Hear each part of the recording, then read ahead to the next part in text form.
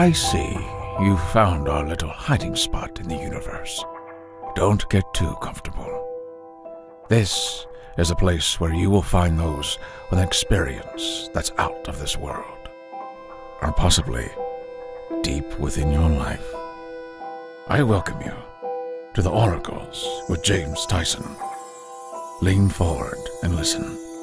We will pull you into a supernatural journey with guests from around the world, each one experiencing some of the most extraordinary phenomena this wee planet has to offer. I wish to invite you to support the program through the Oracles with JamesTyson.com Patreon link. For as little as $3 per month, you qualify for a free monthly psychic reading, a past life regression, and exclusive access to our filmed interviews. Don't lower your guard. That's just the beginning as we give back. When I have reached 2,222 members, we will be giving away monthly trips to supernatural hotspots and conferences across North America. Don't run. With a limit of 4,500 Patreon supporters, you will want to get your passports ready, as every third month, we will include paranormal conferences and tours in Europe and Australia. Visit theoracleswithjamestyson.com and click on the Patreon link. Where you're listening, that's the Patreon button at theoracleswithjamestyson.com. Now, here are the Oracles with James Tyson. Shut up and sit down. Thank you, Liam, and thank you, everyone, for tuning into this episode of The Oracles with James Tyson, who happens to be me. Today, on our episode of ghostly, paranormal-type things, is my friend Sharon Day, who was raised in Virginia. Her father, Stanley Day, was the designer for the program for alcoholic recovery for the government, and her mother was a historian and art teacher. Sharon runs a popular paranormal blog, Ghost Hunting Theories, and is the author of many books, including the award-winning series Growing Up with Ghosts and Vacationing with Ghosts. Sharon is a psychic who does radio appearances to discuss subjects of the unexplained. Sharon, welcome. Oh, thank you. I haven't spoken to you since, actually, I've spoken to you in June. You were in the middle of a move there because I was down in your neighborhood trying to slap a camera in front of you and do one of our video recordings of the interview. But this is good. And I'm going to come down there again, too, and track you down, woman. How is everything going? Your blog is marvelous. I keep poking in there. Uh-huh. Yeah, it's been crazy. I think this year, 2019, is going to be really impressive for ghost hunting theories.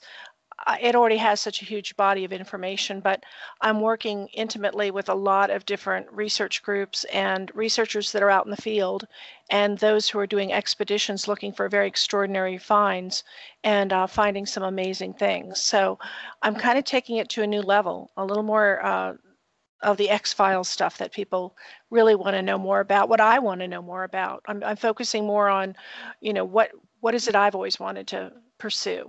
And luckily, it kind of aligns with most people's curiosity level. So, perfect. Yeah. That's the only reason we are in this, is that we keep finding questions before we find.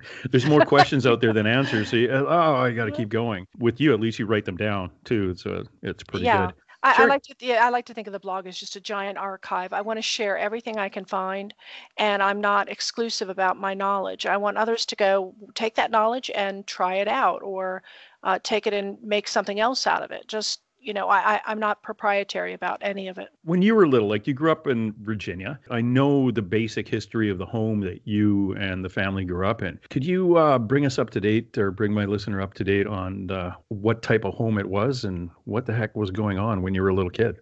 Oh, well, the estate was called Aspen Grove in Fairfax, Virginia, and it was built in the mid-1700s basically as sort of a fort to protect against native intrusion. So the windows were sort of tilted up above in the upper floor so that arrows couldn't get in and stuff like that. So it was originally called the Springfield. It was built atop of a spring, which is really interesting when you start to look at the history of the house. The spring ran under the house. The basic walls of the basement and the foundation of the home had a lot of quartz in it. It was just like a perfect mix to make a really good haunted vessel. And when the Civil War came along, the North came and took it over, and it had been occupied by a Quaker family that owned it, and they had built a hidden room in the center of the house where they would hide away some of the slaves that were trying to run away. And so the North took it over, used it as a field hospital, and they built a fort on the property too. And that fort saw a lot of shooting, killing activity, cannonballs all over the property.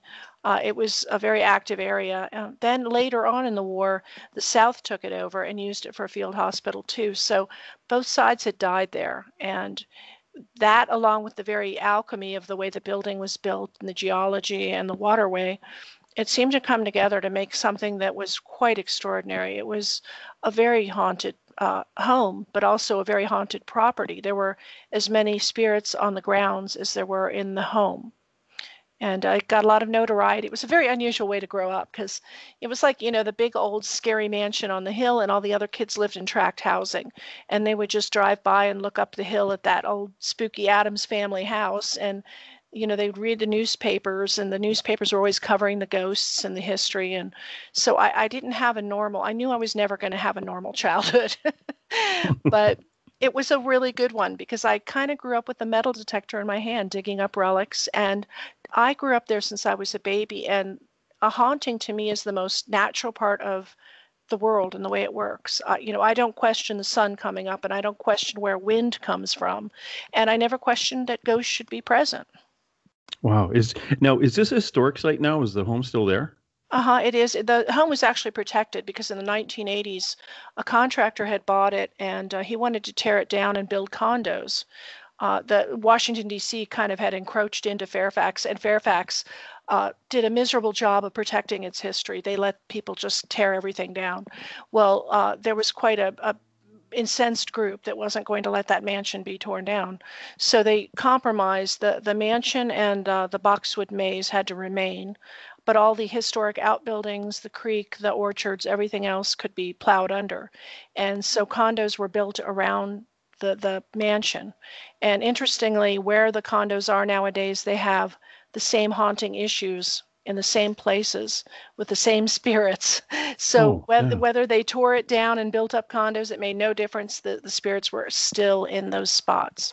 Yeah, they like the area. They're going to stay there. It is. It's so much like a memory that's just held into the environment. Do you think is that residual, or what's called residual haunting, or is that so it's basically a non-responsive energy? Yeah, absolutely. The ones that occurred around the grounds, I would say all of those were residual. They were a lot of apparitions, but the same apparitions walking the same paths, and they never looked at you. They never noticed you. They never changed their course. They always just appeared the same way and were oblivious. So I don't see those as actively intelligent or related to a spirit necessarily. There's some other forms, I think, of holding everything that's ever happened in the world. It's sort of like the Akashic records, the concept that everything that is, will be, and was are all continuously happening at the same time. There is no actual timeline. It's just all held there in the universe forever. And that's a lot of, I'd say about 90% of the hauntings in that property were residual, and about 10% were definitely intelligent. Wow. Yeah. What was it like growing up as a little girl in a house with Confederate or Union soldiers, like walking past you in the hallways? Well, it was kind of interesting. My parents had a very good attitude. See, now when we moved in, my much older siblings, they knew what ghosts were, and they knew that the last house didn't have ghosts, and this one did. So they were not real comfortable with it. I was a baby, so it was the only world that I had ever known. My parents sat the kids down one day and told all of us, these soldiers died away from their families, and here there's 5 children in this house. And so if you run into them in the hallways, or you hear them speaking or walking up and down the stairs at night, just know that there's nobody better to protect you than a soldier. And that whole attitude helped my siblings a lot.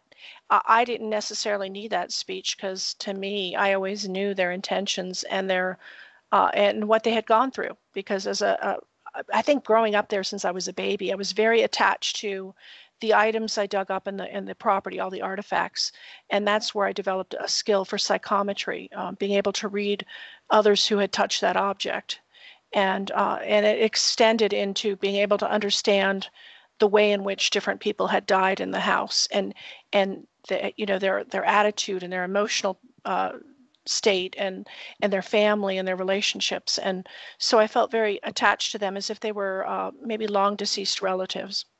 Oh, that's fascinating. No, I like the idea of psychometry. A friend of mine over in Wales, she does that, and Mhm. I guess a lot of people do it from all over the place. But Mhm. it's fascinating that you could actually you'd be out with your metal detector, let's say, and dig up a belt buckle, hold it in your hand, and know that it was from Bob, who was 200 years ago running, and it fell out of his pocket. Well, yeah, and here's one of the. It's interesting you mentioned that because I had dug up a belt buckle when I was a child, and I remember every time I dug something up, I would rush to my mom, who was a historian and who was the keeper of the history of the house, and I would say, "Oh, Mom, I found this." And one time I brought her a belt buckle, and I said, here's the guy's name, and he was a reporter, and he's a Yankee from up north, and he's away from his wife and two children, and he died here, and my mom would just look at me like, wow, that's so interesting, dear. What a storyteller you are. And I would hand it to her and I'd look at her face and I'd think, she's not lighting up. She's not excited. And it didn't dawn on me until I was probably in my 20s that people touch things and all they get is like texture and weight and temperature. They don't get the information. And Yeah. so later on, now that we have computers out there and lots of history being recorded on computers, I decided to look up this guy's name. And yeah, he was actually a reporter from New York who had come down there to report on the war. And he had a wife and two children and he died there. So, Fascinating. yeah. Oh, it's poor mom. She could have actually put all that information on the belt buckle and hung it up. See, we have a thing out on the east coast of Canada right now, Oak Island, and Oh, yes, I love that. yeah, you should like that's the place you should go because they're finding stuff that's back in the 1600s that aren't supposed to be there. Well, it my And my hands tingle when I see them digging up things 'cause I'm thinking, "Just let me touch it, just let me touch just it. I'll yeah, tell you no kidding. And then they I'll take pass you it. right to the next thing." Yeah, they'll start passing it around to 20 different people and move it out of state. And then too many people have touched this. If I had let's see, we'll go with the Oak Island thing. They found this lead cross that was from the Oh, yeah. 1500s. If you had touched that first, second, or third, would you get something? Or if you ended up touching it like 30th, 40th, 50th, is that too much Mm. pollution of it? The energy? It's a very good question, actually. And part of, I've always been, I think the reason why I'm a researcher now is I'm very analytical. Even as a child, I would stand back and go, okay, why is this object easier to read than this object? And I would try to look at what it was made of or how long had been away from human contact. The things I used to dig up in the property, I readily got information right away from the person who last had it, which was 100 years or so ago. Once the item was cleaned up, maybe all the rust was removed or it was all polished and shiny, I could still get information a little bit more than I could originally. So maybe the rust or corrosion had a little bit of effect on me being able to get a good read. But when it comes to objects, usually I found if somebody has been for example, I had a friend who gave me a watch to read, and I started reading it, and I got all this great information, but none of it had to do with her. And then she said, well, when I think about it, my husband was wearing this watch last week, and he wore it all week. So it took him a week to put his own information on it. But other people have given me things that they just received from another person, and it already has their information within a day or two of wearing it. So as long as these people aren't pocketing this item, like that cross wasn't something somebody put in their pocket and, rode around town and went home and put it on their dresser. And, if it wasn't with them a lot, I should be able to get the original source. No, that's fascinating. Yeah. You ever bought a used car and had an issue? Get into the Well, car and okay. go, oh, this is creepy. There's something I have learned because imagine being a psychometrist and you go into like a store and you take an item off the shelf. I'll get a can of beans or something and I hold it and I go, no, don't want this one. Set it aside, get another one. I mean, I could go through 8 cans to find one that feels good.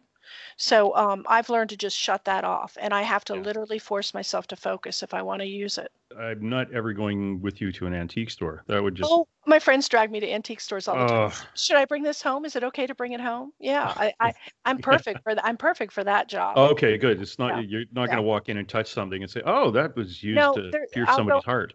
I go in and I swear there's items that scream at me, and I'll be like, okay, wait, I'll be back in a second, and I'll run across the store and I'll go down the bottom of shelf, and my friend will be like, what are you doing? And I'm going, there's this glass vase here, and it needs me. And she's like, what? And sure enough, I pull out a glass vase out of this bottom shelf, and I'm like, okay, I just need to read it. Okay, I just acknowledged it. I'll put it away now. With other psychometrists, I've noticed I've been told that they get the most information from a metal, whether it's ferrous metal or just iron. But can you get it, like you just said, a glass vase? You get it from pretty well anything that you touch? Well, the reason the glass vase got me was it had a metal base too, and that is true. Metal is so easy to read. It is the easiest. If somebody hands me a piece of jewelry, I'm in heaven because A, it's metal, and B, they've been wearing it. So it really it's such an easy read. And there's some things that are very hard to read. I tell people all the time, I like rocks, I like stones, I like gems. They don't carry memories. They only carry energy. So if you want to know, is this rock a good one energy wise to keep me healthy or to protect me or whatever, I'll tell you. But it doesn't matter who held it or how long they held it. There's none of their memories in it. The energy from stones seems to obliterate all that memory stuff. Metal's easy. Some of the hardest things to read are more porous things like styrofoam, things that are processed a lot like plastic. I'm glad you're not like digging up ancient styrofoam. So that's Yeah. pretty good. I have had a friend that brought me a fast food container that her boyfriend ate out of, and she was like, did he cheat on me? And I'm like, I'm sorry, I'm not going to get anything out of this. But you know what your answer is? Yeah, he did. I found if you ask the question, yes. Your gut just told you he was cheating on you, and you're just looking for a little confirmation from people. But yeah, go with your gut. He's cheating on you. Yeah, it's a styrofoam container from a Chinese restaurant across town. Yeah, he might be cheating on you. Yeah. You then, as like late teens into your 20s, when you kind of going back in hindsight and all the things that you've run into and discovered, you're now a young woman. You're going to go start a family. Do you go off on a basic like your mom career? Job, family, or do you kind of always have that foot in the paranormal, supernatural pond behind you? Yeah, I've never walked away from it, but I have put it underground. When I was married to somebody who was very much of this world. There is no God, there is no unexplained, there is no psychics, there is no, and he didn't want to talk about it. He didn't want me to talk about it because he thought that would make me insane. So in front of him and others, all of that was kept secret. I didn't use it in front of them. I didn't publicize it. Near the end of the marriage, when I knew there was no way I could continue to put a lid on my soul, basically, I started to rebel and I started ghost hunting theories. And I began to use my psychic skills and investigate out in public and talk about it and get interviewed for it. And he couldn't get away from it. It was out there. And the big question was, can you tolerate this about me? And I don't know if he thought I was going through middle-age problems because I wasn't obeying anymore, but I really rebelled against that kind of tyranny. And so the marriage dissolved. And that was that's when my life began. When I started using the skills that God gave me. God gave me these skills for a reason, and I wasn't using them. And that's horrible. You don't have your parents give you some genetic skill, like artistry or music, and not use it. So yeah, and that's and people with I'll call it your vibration, this thing you have, and I have a bit of it, not as much as you, but we certainly attract narcissists and very low vibration people into our lives, and that's the conflict. Like we're always going to I shouldn't say we. Most of the people who have that higher vibration are women, about 65 to 68%. So when you are in a relationship, being that it's a lower percentage of men, and you're always going to have to work, he'll be Mhm. tapped in, sucking that energy out, and you're still going to have to work a little hard on that. It's getting those guys who are really low, that love at Oh, yeah. first sight. Oh, I want to fix it. Yeah, the love at first sight, bad. It's that your subconscious saying, "Oh, I can fix him." Well, and I think Yeah, it's normal too to pick somebody rather opposite. I chose him at yeah. 16 years of age, and the reason I chose him was he was very responsible and adult for a 16-year-old. So, and what that actually means as you go down the line and you get older and wiser is somebody that's mature for their age is really controlling and rigid. And Hmm. so that wasn't something I thought of at that age. So when I see young people get together, I'm like, okay, wait, you may whatever you think is their character strength is actually their character flaw. So look at that. My mother wouldn't. If my mother had her way, I would never have dated one person. I would have dated many people. She Mhm.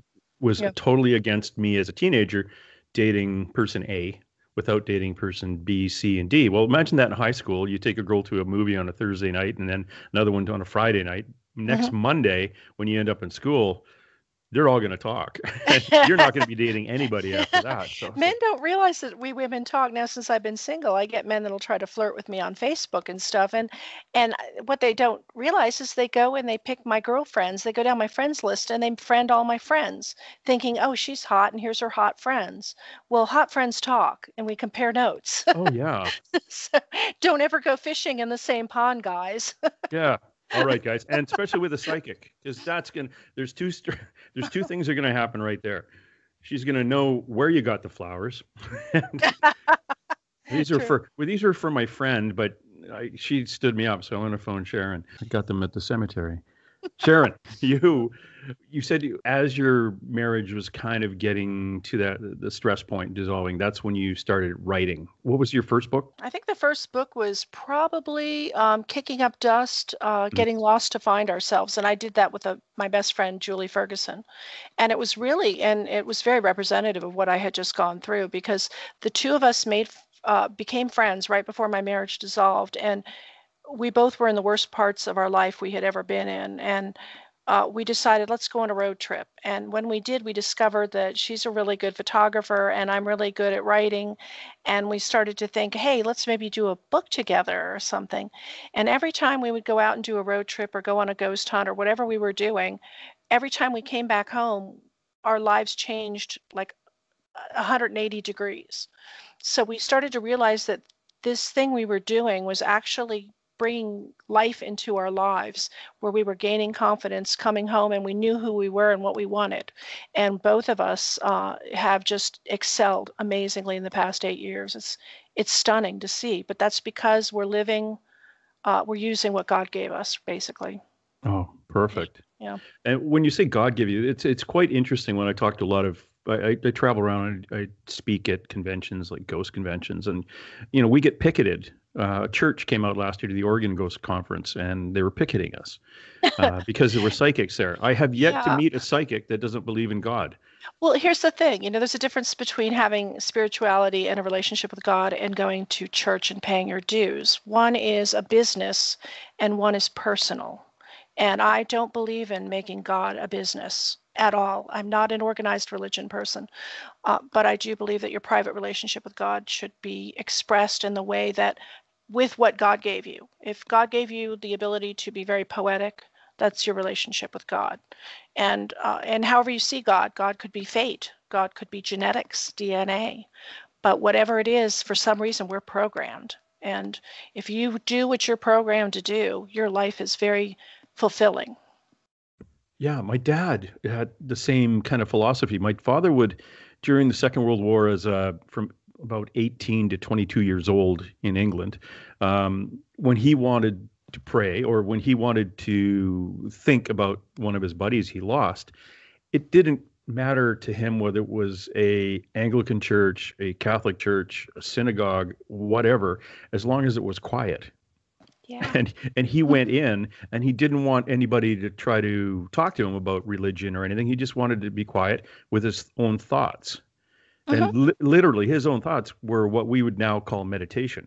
Exactly. Yeah. Tweaking that a little bit to whatever religion you're based in, it's prayer. You're thinking to somebody in spirit that you hope is in a better place. Well, my dad was bombing the Germans who were in France. I used to always drive him crazy when I said that. You didn't fight the Germans, you bombed France. But he was a kid, he was a teenager, and when you lose a buddy who was in a plane beside you, and all of a sudden, poof, it's gone. It's so quick. And as teenagers, we're all indestructible. And you can imagine people back in the late 30s, early 40s. Those guys were all grown up teenagers. Like, heck, I even look at it, their high school pictures, and I think, no, those guys are all in their 40s. It's like, when did you grow up like that? My gosh. But that's it. It's the a church is where you are. Oh, absolutely. Basically, we carry it with us. So yeah. We're going to go off onto theology here, which is not my forte. So we're going to get back into the supernatural stuff. I'm talking to Sharon Day. She's an author out of Arizona and does way more things than I could ever do. She is actually very, very cool young woman. She has a wonderful blog, Ghost Hunting Theories. Look that up. It's updated almost daily. There's a couple of things popping up there a day. She's the author of Growing Up with Ghosts, Vacationing with Ghosts. And it's kind of what we were touching on in the first bit here. But Sharon, if you get a chance to see her at a conference or speaking, actually pay attention to the blog. You'll find out where she might be on a radio show or doing a TV appearance too. That's a great little way you can get out there, Sharon, is your blog, Ghost Hunting Theories. So you've got your writing, you've got people wanting you to go out and do ghost hunting and things like that, and you're in a great state for that. I was down in Tombstone, Arizona, and Bisbee. My friend runs the old morgue in Tombstone, and I was down there talking to her as things are flying off the walls. And then up into Sedona. Do you get up to Sedona very often? I like to go at least once a year, and it's a pilgrimage to me because Sedona it's not just Red Rock and a lot of New Age woo-woo shops and UFO restaurants and such. It's much more than that. It's very elemental. You go there, and usually the first 12 hours or so, you get a headache and you feel kind of hungover. And then once you wake up the next morning, you sort of feel like a completely new person, like a blank slate. Everything's been rebooted. And so anything is possible at this point because you're not carrying any past bad mojo or anything. It's amazing. Yeah, it is amazing. I've been there a few times. I shouldn't say a couple of times. I did about a 3-hour meditation on the Bell Vortex. Oh, very good. Rock. Then I got a tattoo, and inside the tattoo, they put the iron oxide from the Bell Vortex in my tattoo. Oh, that is very cool. And it's a Kokopelli tattoo. Oh, Kokopelli, good choice. Yeah, so I've got Bell Vortex iron oxide in there after my meditation. And my arm didn't catch fire, blow up, or I can still go through metal detectors. I'm fine. But I did go up there and watch UFOs. Very good. Yes, extremely UFO ridden there. Yeah. With Melinda Leslie, bless her, who takes the tours out every night and with night vision goggles and points out a portal that was pointed out to her by some people from NASA. And I was like, what? But we were watching them going like in groups and then powering up and like flashing at each other, like two people flashing their high beams as one's coming and one's going. And I thought, okay, maybe if I see one, okay, fine. But they were one after another in groups of 2 and 3 and going to and from the portal that she pointed out before they even were coming and going from it. Oh, it was amazing. I definitely have to go back there. Next time you go, call me. I'll meet you. Okay, great. Yeah, actually, right now I've moved recently, and I'm at the base of South Mountain, and South Mountain is where the Phoenix Lights were. So. Oh, isn't that great? I was talking to Dr. Lynn Kitai, who wrote the books about the Phoenix Lights, and that was amazing. I really would have loved to have been there as that parade went from north to south. It's ironic because I lived here back when that happened, and I went out the night before to go look at, I think Hale Bopp was up in the sky, and I went looking toward the mountain to see it. And the night that it actually happened, I didn't go outside, but about several months later, November 1st, I was going to a Halloween party with someone, and we were riding in the car along South Mountain, and all of a sudden this grouping of lights came toward us, very low, absolutely silent. It was just like what you saw over that mountain. and we pulled the car over to watch it. All I wished was that I had a camera with me, but I didn't have anything to document it other than us just going, what did we just see? It even if you did, a lot of times you might, because you've seen things in the past, you may have been a little more with it. But people with cell phones now in their pockets, when they see something, whether it's Bigfoot juggling beach balls standing in the middle of the road, they're just fascinated, and then it leaves, and they look at each other and think, "Wow, oh crap, we should have used our phones." Well, I've tried to do that because I had about a 45-minute witnessing of these red orange orbs, and they were dancing and chasing each other, coming and going. And my friend and I were out in the desert watching this, and we were astonished. It was the most amazing thing I've ever seen. But I tried to videotape it, and all I got was like some blurry white dots that were moving around because my hand was shaking. And so I couldn't capture what I was seeing with my eyes, but we were both just stunned and in awe. It's a gift, isn't it? When you see something like that, it's like, "Oh, thank you very much for I know dancing." some people get scared. Some people get scared when they see things and they want to run away from them. And all I can think of is, I'm so glad I get to witness and archive this. Thank you. Oh, it's like when I do paranormal investigations and I get touched or pushed or growled at, or somebody starts yelling at me, I think, "Oh, this is really cool." And then they don't bug me anymore because I'm not scared. But then I watch television shows where, "Go ahead, please touch my hand," and then it does touch its hand, and he runs screaming down the hallway. I go, "Well, don't ask to be touched, you bozo. It's not that scary. You ask them to talk to you, they talk to you. And how come after 10 years you haven't got a photograph of a ghost?" Yeah, I could do that in an hour.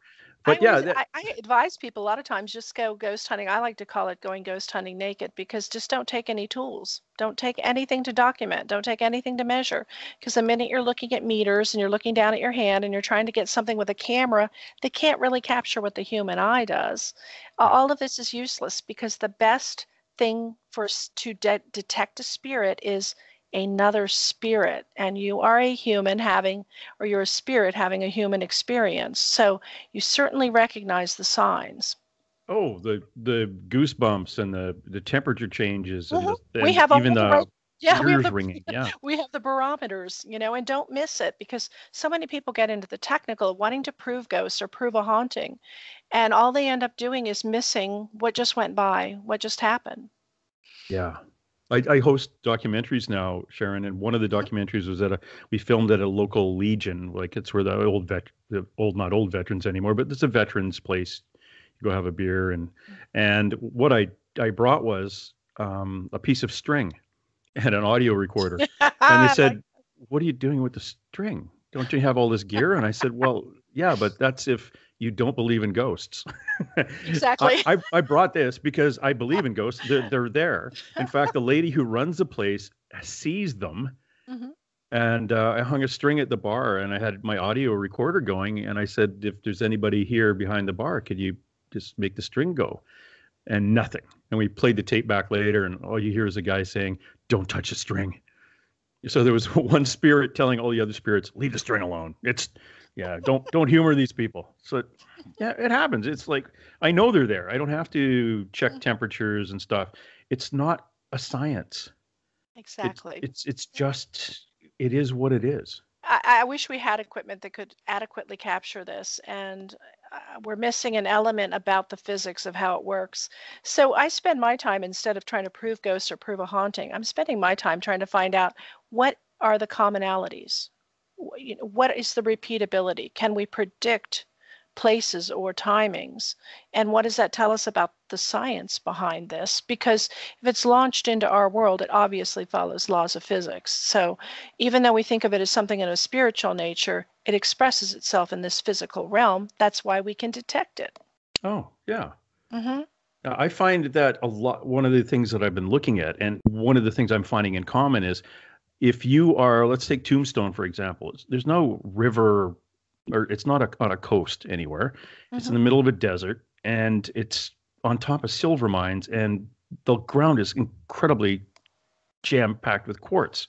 Yeah. And you see them all over the place, ghosts. I stayed in one of the old places that, Wyatt Earp or whatever, one of those guys stayed in when he was there. And I had a little kid running around there, kicking the bed and actually he grabbed my hand and then went under the bed going thump, thump, thump. And I built the bubble around myself. You know how you kind of manifest that bubble. Everybody leave me alone. I want some sleep. I'm realizing that kids don't pay attention to that. Nope. The adult ghosts, they're going, okay, we're not going in there. But the kids, it's like, it's the second time this happened. I had a girl come in and ask me if I was her father once, and it's like, okay, no, leave. I built a bubble. But here I am in Arizona, and of course I've been to Tombstone many times, and I had my doubts when I did an initial study of looking at the potential for a haunting at Birdcage Theater. I kept looking at it going, but that's a wood structure. How could that really be able to retain anything? But yes, it does. And you're like you said, it's the ground itself. Yeah. And what I find is things that with high quartz content, a lot of sun, good for actually seeing something. Here's another thing. We have a ghost town that we have sort of somewhat exclusivity to study. And one thing we keep finding there are these little balls of light, green light, that just float around in the room and stuff. And I, of course, being kind of scientific of mind, said, hey, why do you suppose this is? Well, when I started looking into what they were using in these mines to process, it was putting particulates in the air along with this. It was in a valley between these mountains that has a constant high wind, and the static and the very 2% humidity made it very staticky. So it had the possibility of igniting at times some of these particulates that are in the air from the mining, and some of those would make green light. Is that the one where people used to see car lights in the distance? Is no. that the valley? Okay, it's a different place in Arizona. Yeah. It's a crazy place you have there. It's the geology, I tell you. Exactly. Well, no, it is. It is the geology. And out here on the west coast of British Columbia and all down the Olympic Peninsula into Oregon, on the coast, because I was particularly off of where I am at the southern tip of Vancouver Island, the second largest island in the Pacific. Across from it is the Olympic Peninsula of Washington State. The tide comes in there and out of there twice a day, and that creates so much energy. So they used to say Victoria, British Columbia was one of the most haunted places around. Well, yeah, unless you compare it to like Key West, Florida, has a similar tidal energy. It's not that they're any more haunted than anywhere else. It's just that you can see them.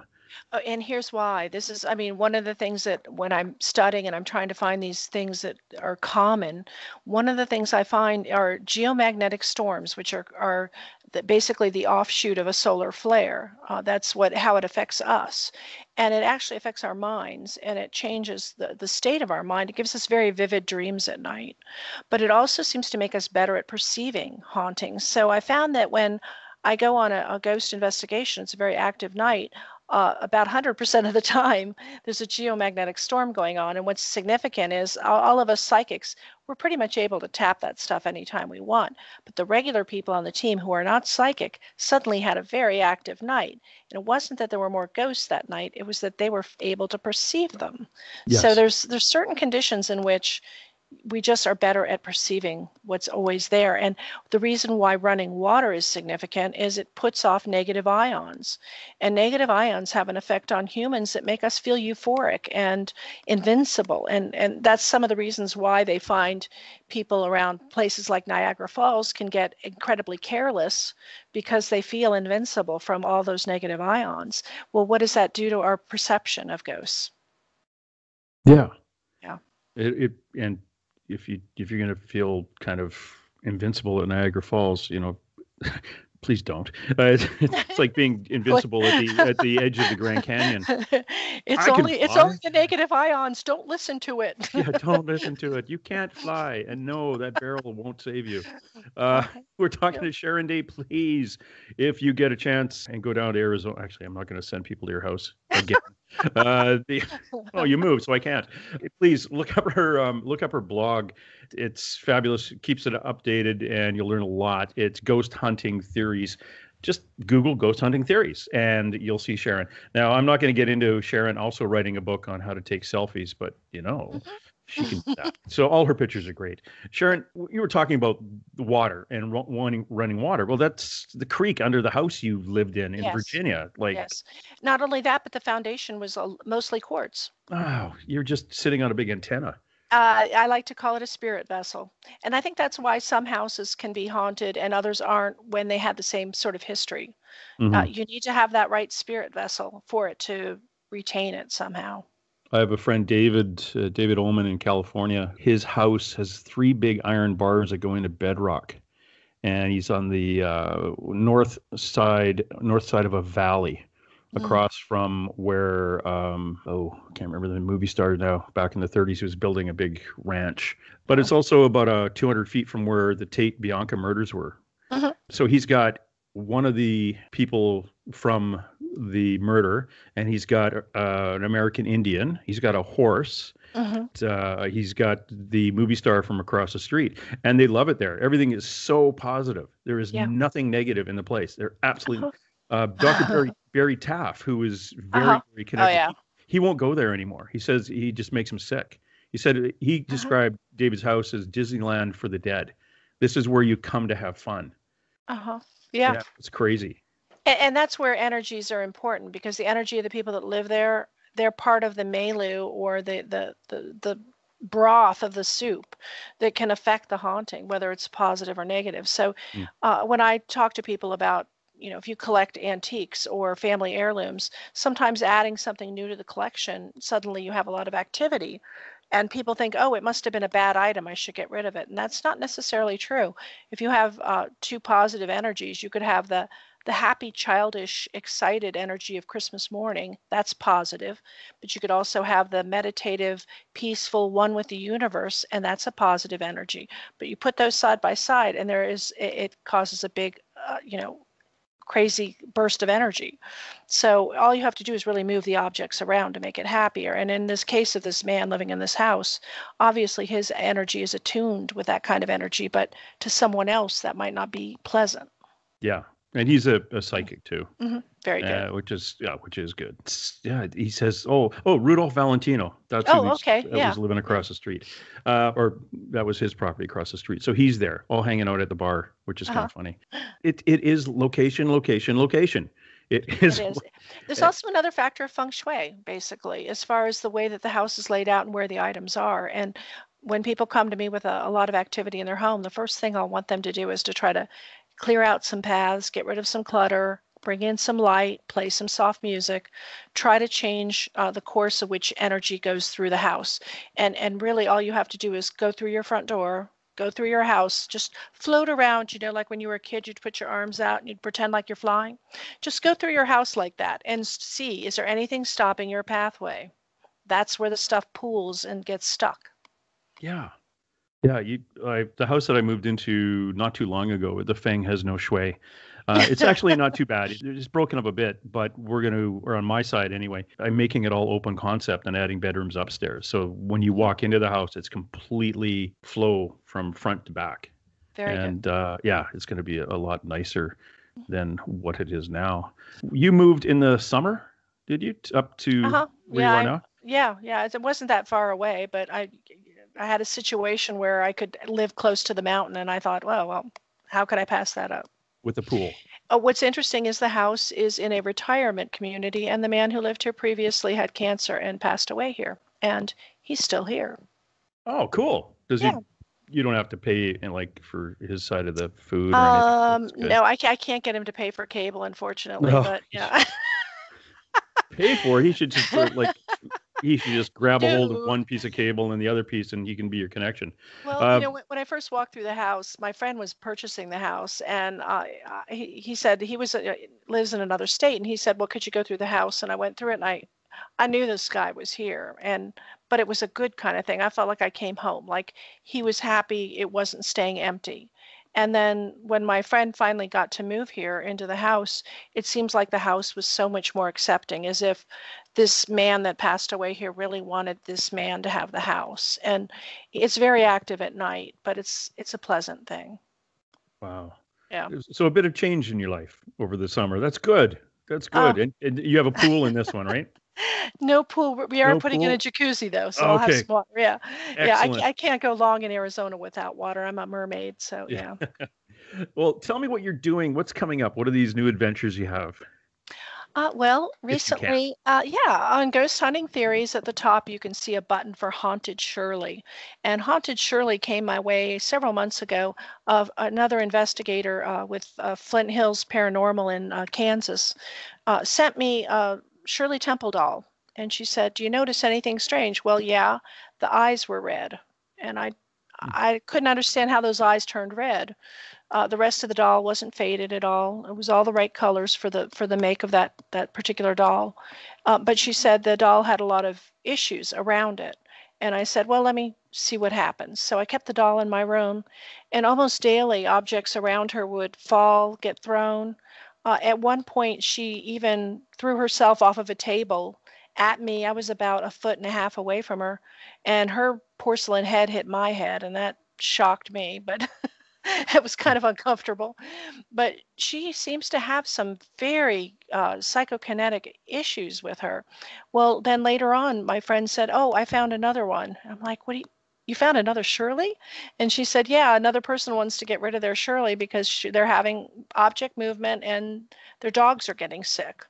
So she Oh, sent me the other one. It had bright, bright green eyes. Well, the natural color of this model of doll is supposed to be green eyes, but not opaque, bright green eyes. And then she sent me yet a third doll with brown eyes. And each doll I did a read on, and each one had a very different energy about them. And I'm continuing to observe them to see if them being together is an issue, or if they're separate, if they do things. So it's an ongoing study. so you're just inviting the little creepy things into your home. Keep them I away from the yeah, cutlery. I know. Me and dolls, I don't particularly like dolls. I'm not scared of them, but I even as a kid, if somebody gave me a baby doll, I would bury it in the pet cemetery on our property. So, yeah, Oh, that's just wrong. I know. That's like I, some I kid out there going, "Don't dig in there. It's a pet I was cemetery." I But was there's a a human head. tomboy. I wanted to be Gidget. I wanted to surf and be a gymnast or something. But I was not into dolls at all. That was not my thing. So, yeah, Oh, wow. yeah. Sure. That's yeah, that's interesting. And it's interesting that they're all Shirley Temples. It is. It is intriguing to me, and also what they seem to be capable of is that the first Shirley with the red eyes. There's a lot of stories on ghost hunting theories of the haunted Shirley, and you'll see the kinds of things that I've endured over the last several months with her. And since the other two dolls came, I've put all of them together in a box, and my hope was that somehow that was going to make all of their energies meld together because as a psychometrist, if like my mom gave me a ring that she inherited, and my mom wasn't particularly like a happy, pleasant person, and I didn't want to wear the ring because it was sort of a negative energy. So I put it in a box with a bunch of jewelry I had that had very good memories and was very happy. And about 6 months later, I could pull the ring out and put it on, and it was just my energy. So I was hoping maybe if I put all the dolls together, whoever has the dominant energy is going to turn the other dolls. Interesting. Now, when you come in contact, you touch the first one, the doll with the red eyes, and it comes back as a bit of a negative. Is that a human energy or elemental energy? This one is very unusual for me. It's the second time in my life that I was given an object that was completely sterile of memories or emotions or positive or negative, male, female. It had nothing. It was blank, really, really blank. And as I was watching it, moving objects around, throwing things around, I started to wonder. So I thought, well, the eyes are kind of weird. Let me take some pictures. So I got close up on one of the eyes and I took a picture. And when I looked at it, I went, oh my gosh, there's a face in that eye. And when I looked at it closer, I realized it was a man's face with a big white, thick mustache. Well, it's a little bit ironic because several months earlier, one of my dearest friends had passed away quite suddenly, and his he was a ghost investigator, but his specialty was cleansing and exercising and just protecting things. And he would always say, Sharon, you have to quit taking these objects in because some of them can be bad, and I want to be sure that they're clear of bad spirits. Well, I would always kind of laugh it off like nothing ever bothers me. I'm not worried. But here he is. He appears to be peering out of this eye, in a doll that has absolutely been blocked of passing energy back and forth with me. So I Oh, had to wonder. Then about a month later, I was on a road trip, and all of a sudden I went onto Facebook to see if I had messages. Well, I have private messages like dozens and dozens all the time. I go on there. There's not a single message, but it says message from, and it had his name. Well, he's been dead for like 6 months. And I'm thinking, what the heck? He couldn't be sending me a message. And it shows it was a message from like a couple of years ago. But I was stunned because it just seemed like he's trying really hard to get a hold of me. And I wasn't sure if he was just, like, look, I don't want you and the energy of this doll to get together. So I have no idea if he can somehow blockade this thing. I think he is. I think that's Knowing him, he would. yeah. He's Yeah, at least, and he's trying to let you know that until you get rid of it, he's going to be blocking it. precisely. Yeah. Yeah. Way to go, keeping them trapped in a doll. And how about the other two, the green-eyed one and the brown-eyed ones? Yeah, the green-eyed one has some very spastic energy, but she's sort of a dominant doll. Like if you put her in a group, she would be the alpha. And I don't know what her intentions are so much as she just seems to want to be like the Italian mama or the Jewish mama, kind of like controlling the family. Hmm. So I'm just kind of watching her. And the brown-eyed one is kind of unusual. She's very silent. If you get near her, she does not like it at all. She doesn't like anybody. She doesn't like animals, people, other dolls. She just wants to be alone. And her energy is very ancient. It's like wind blowing through a canyon. It's forever and always, and it's not the earthly plane. Interesting. Hmm. Are these the first three dolls you've had that had issues, or have you had other ones?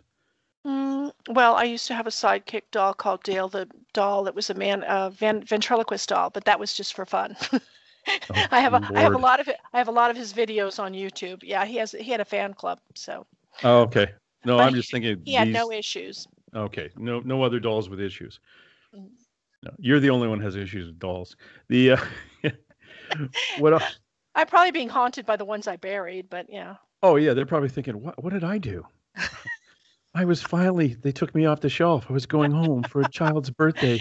It was And now I'm beautiful. buried next to Um, Fido. Yeah. yeah, my little sister used to get a doll and then just take the head off of it and play with the head, throw the body away. Oh, Yeah, I know. I actually have a collection of doll heads, but I use them for Halloween, so yeah. Sure you do.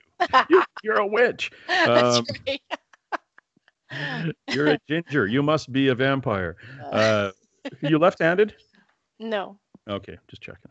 I'm The I'm a classic logic-minded Virgo, which is hilarious considering my life. But yeah. yeah, well, yeah, that's a conflict in itself daily. Uh-huh. Yes, precisely. When you see a fairy flit across the foot of your bed and you're thinking, okay, how did that work? I can explain that. Yeah. No, I've had a lifelong what you'd call alien gray contactee events, and one thing I learned when they happen, most people would be scared to see one. I'm actually very excited. And I observe their personalities, their energy, how they come and go, and I'm trying to logically explain them. I do not think they're from other planets. I do not think they were in some spaceship. I think that they biologically and by themselves can make themselves sort of, I don't know, I guess without a better way of explaining it, oscillate their frequency or something to pass on to a parallel world. Oh, okay. Yeah. I talked to Travis Walton, Yep. your fellow Arizonian. When he had his UFO experience, he had conflict with two or three grays and ended up punching one. He said like hitting a marshmallow. But after they left, he wandered around the spaceship and bumped into some tall blondes. So they were the primary, The Nordics, the yeah. Nordics, yeah. So he says the little gray ones were just little gophers that ran around doing stuff. But Yeah, they do seem very mechanical in what they're sent to do. It's almost like you cloned a bunch of the same guy, but each one had a little bit different upbringing, so they're really similar in the way they do things, but different in their personalities a little. So, yeah, what's interesting is what I get from them is that they basically would like to visit if I'm sleeping because then I'm not going to move around because I'm not able to be paralyzed. Mhm. And so one of the times there were 4 of them in my room, and I swung my legs around to get up and go use the restroom, and I see one of them looking right at me, and I realize he's not the only one. So I look around the bed. There's 4 of them surrounding the bed. But my first instinct wasn't, oh my God, there's aliens here. It was, I better not stand up because I'm a tall woman and I'll intimidate him. I was worried about his feelings, which is kind of a strange reaction. But at one point I did crawl across the bed to try to touch one of them because From now. no, I'm actually 56 now, believe it or not. Yep. I have never had that kind of encounter with UFOs. Like I say, it was the first time I actually saw them, and I went, "Yeah, those are UFOs." Was up in Sedona last June. Yeah. But I don't know what I'd do if I had. I've talked to people, a lot of people who've had those experiences. Have you ever had the "Let's go up to the spaceship" one? No, I feel like such a cheap date. They never take me anywhere. I don't know, but it's a different thing. I mean, abductees seem to be part of the mission of understanding the biology or the genetics, but in my case, it's contactee, and basically they're trying to give me information. And they had some sort of engineering thing that went on when I was very young, or maybe when I was born, but I was given certain things that lead me towards some sort of mission I'm supposed to do. So they sort of upload a bunch of information into me that it takes about 24 hours for the zip file to open, basically. And then I have a whole new understanding of the universe and how things work and why I'm here and what I'm supposed to do. But I get a little annoyed because they don't give me details about how to do it. Yeah, So, it's yeah.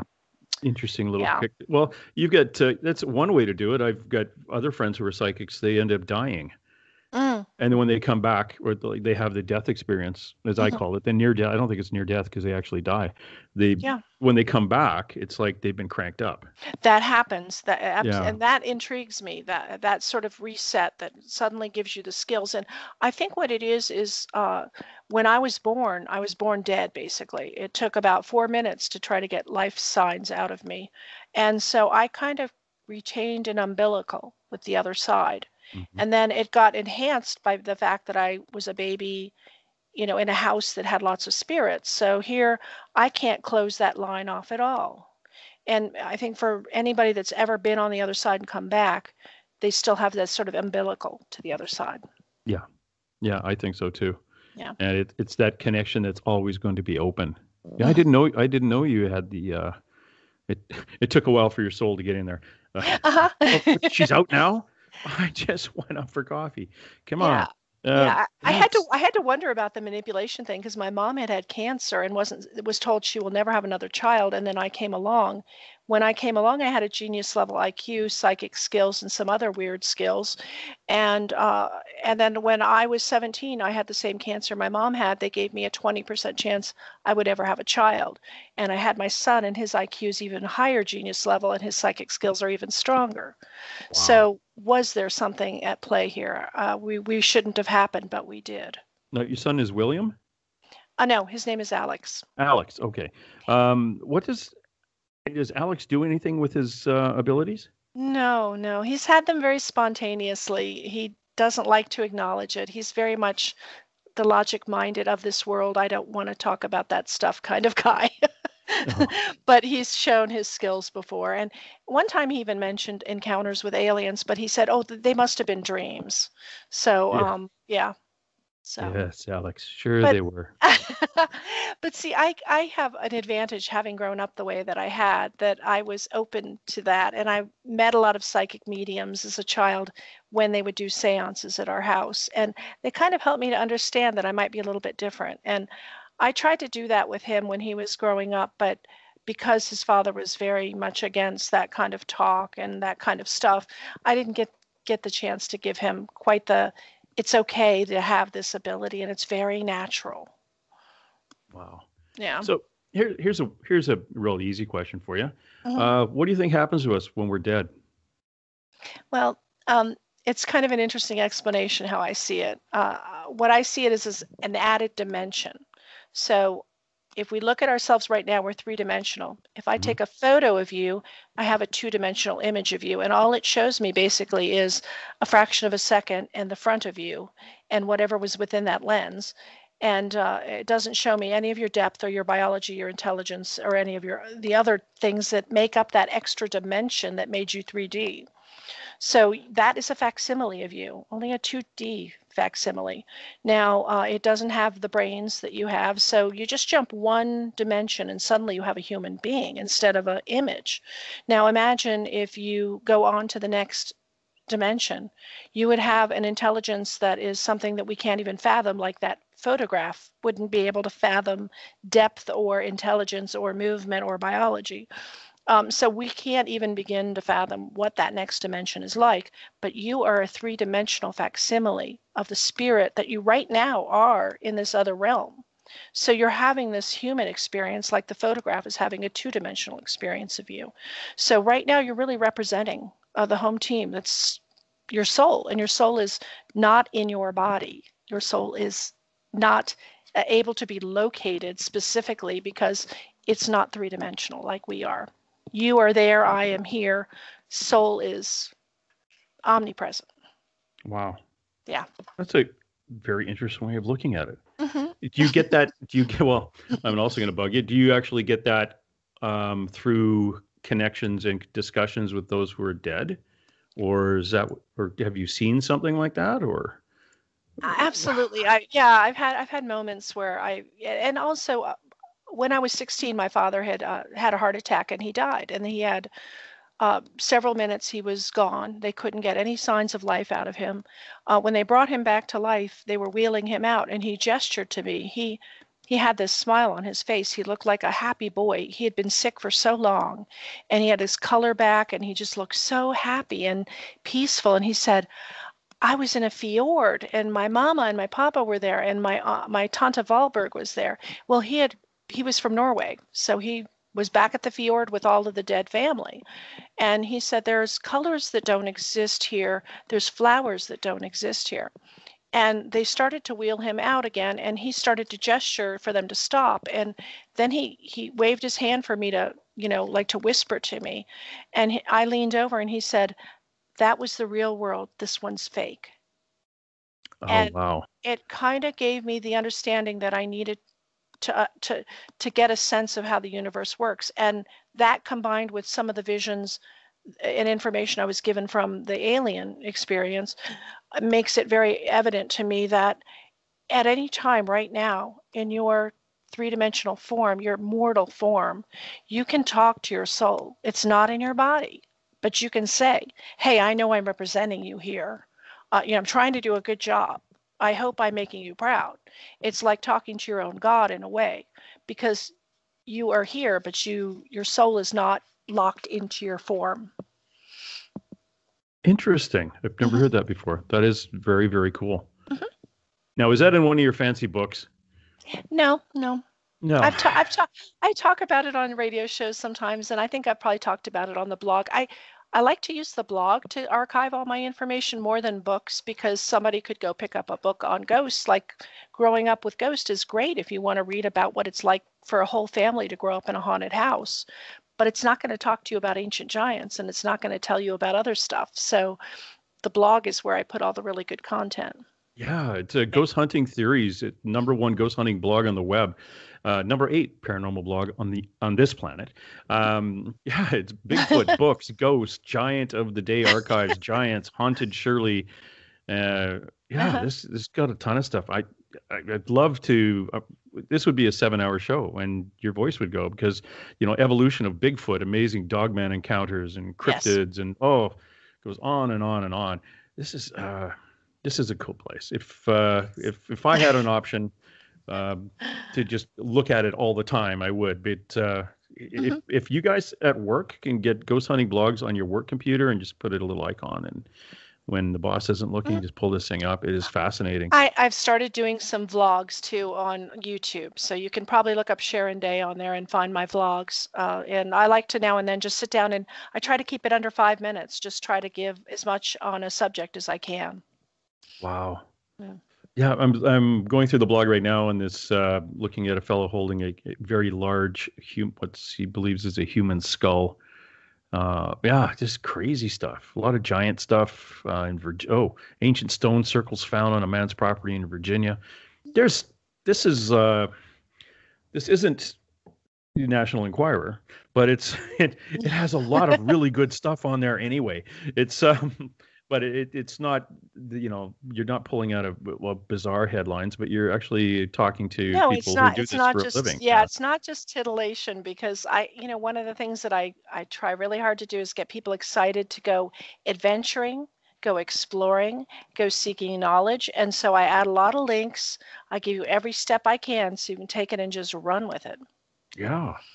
This is fascinating. I can, again, it's Ghost Hunting Theories with Sharon Day. Sharon, I would love if you can come back too, and we'll talk about some more, because you did give me a little inside information on an upcoming adventure you're having, and I'd love to pick your brain about that once you get feet on the ground and going. So that'll be a lot of fun. Expeditions and Ancient Giants, yeah. Yeah, that is fascinating. And can't wait for another book, especially about ancient giants. That would be a good one. If you could take some pictures of them. I guess that's Julie's job, your friend, or. Well, Julie does a lot of stuff having to do with Arizona, which is fantastic. She's become quite the expert on the state. So yeah. Oh, good. So maybe if you're not going to talk to me next time I'm in Arizona, I'll take Julie out and I'll interview her. Yeah, you need to go out with both of us. We'll get you into lots of mischief. But yeah, we know all the places. Oh, excellent. That's what I want to do. And again, Ghost Hunting Theories, Ms. Sharon Day. And if you like what's going on this podcast, and if it's worth about $3 a month to you, please go to theoraclesofjamestyson.com and click on our Patreon account. We are going to be giving away once a month a psychic reading. We're going to draw names for a past life regression, and if we hit the 200 or 2,222 mark of people signing up, I'll be giving away trips. So if you want to go to Tombstone, Arizona, and hang out with some ghost people there and do a ghost investigation yourself, I will be giving away a trip for two: airfare, hotel, and car rental, 2 places all over North America. Or if you live in the UK and you're listening, I'll send you up to Glasgow, or vice versa. Or if you're in Australia, I'll bounce you around a few of the conferences there. And if you like UFOs, I'll beam you down to a few of their conferences too. At the max of 4,500 people we have signed up, grab your passport, because I'll be sending you overseas. So if you are in Australia, you're probably going to end up on the battlefields of Gettysburg, or out in Tombstone, Arizona, or up in Sedona, Arizona, looking at UFOs. If you're in the UK, you might bounce over here. If you're here in North America, I'll bounce you over to Glasgow, and you can go out with the team there and search some castles. Again, airfare, hotel, and I'm not going to get you a car rental. Dang it, because they're driving on the other side of the road there. So it's up to you. I might throw some dollars or some euros in there to help you with a car rental, but dang it, I don't trust you people driving on the other side of the road. So that's what's going on. That's if you guys join our Patreon thing. And again, it's only open to 4,500 people. And that will get you, and I'll probably come along with you on those trips and interview you too. So it'll be kind of fun. And what else will you get? Oh yeah, you get access to the video interviews that I have too, that are kind of on the secret side of our website. Sharon, thank you very much for coming. I hear music in the background, which means I have to leave and you have to go eat. Thank you so much. Okay, thank you. And keep in touch, please. I will. You know it. Okay, Sharon. Sharon Day, Ghost Hunting Theories. That's it. Let's roll. And hey! Let's be careful out there. Far over the snow, what are those voices?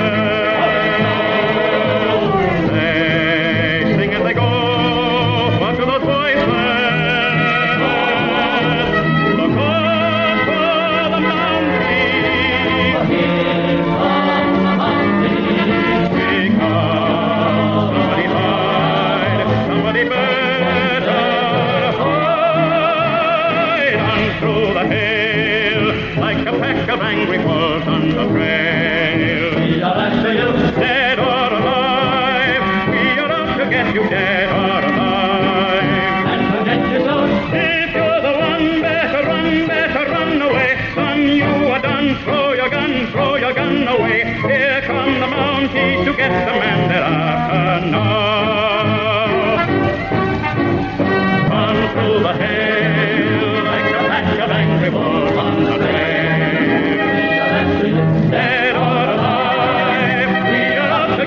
let's go.